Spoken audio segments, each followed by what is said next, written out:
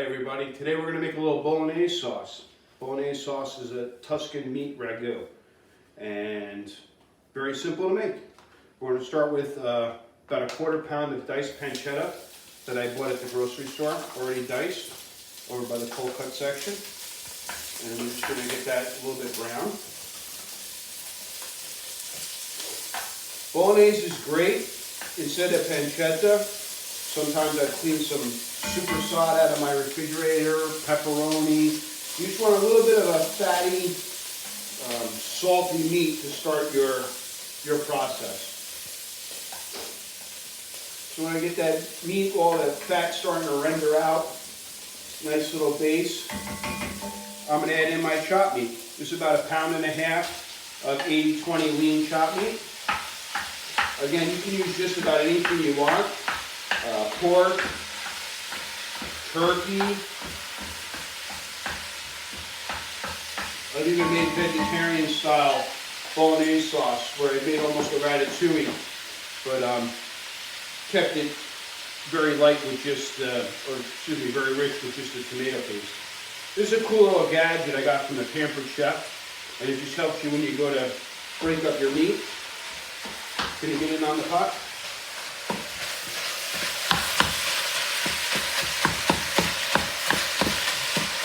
And just helps break it up. I usually say when I get the meat about 50%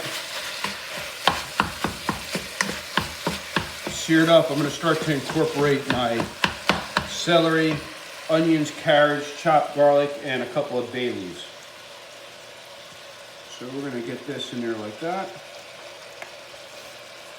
I'm going to switch from my meat chopper to just my normal wooden spoon.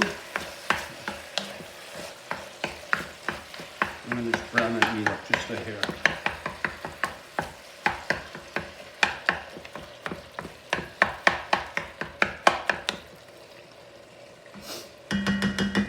I would say that's probably about 50%.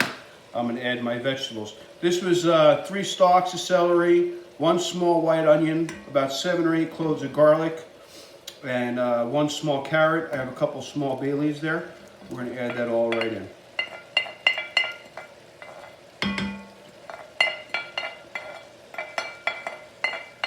Just like that. And we're going to let this brown up. Get all nice and caramelized.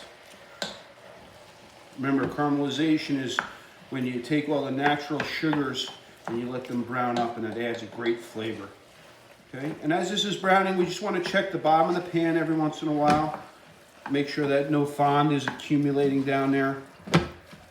If we do get a little bit of fond, just gonna add a little chicken stock or white wine to this dish, and we'll get it going.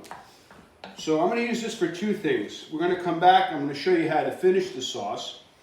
But we're going to make a lasagna today with this, because I like to use lasagna versus just plain sauteed chopped meat, and that incorporates my tomato sauce into the lasagna. Bolognese sauce is traditionally made with just tomato paste, white or red wine, I prefer white wine, and some chicken broth or chicken stock.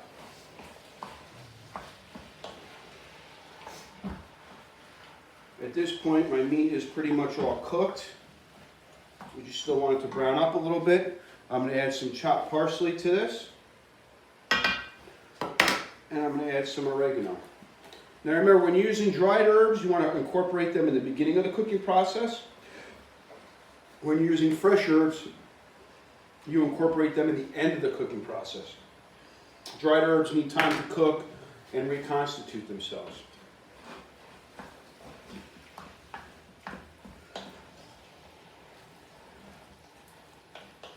So as I got this going, we're going to let everything cook down.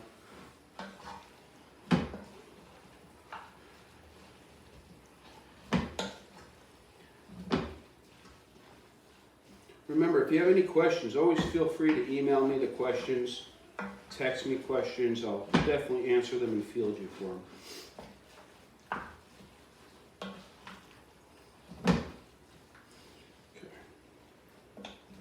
Now, as we got our meat still browned, I Okay, I'm rushing the process just a hair. We're going to add probably about 3 ounces of tomato paste. You can buy it in a can, you can buy it however you want. I've been buying these nice tubes because a lot of times you don't need all that's in a can. So then you wind up with a can of tomato paste sitting in your refrigerator, and you don't want that. So this has a nice little cap that goes on it. And again, this is a 4-ounce tube of tomato paste, and I used about 3 ounces. I probably have about an ounce left in there for another application later on. Now I'm just going to mix this all together. And now we're going to let that tomato paste brown up a little bit. That's what's going to give you some nice color in your bolognaise sauce.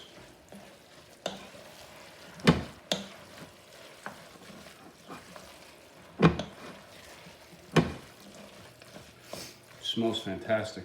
I wish these videos you could smell what's going on. Smell and taste vision. So now that I have color going on that tomato paste, nice hot pan, everything's coming together, I'm going to incorporate a little bit of white wine.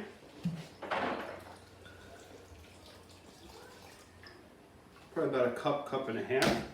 And then we're just going to let that simmer down and cook.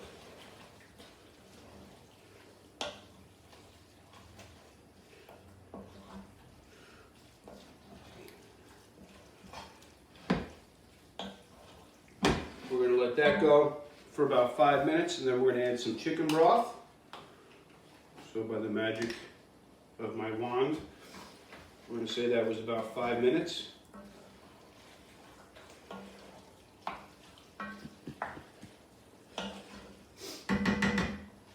Then we're going to add some chicken stock right to this. Probably about 3 or 4 cups of chicken stock.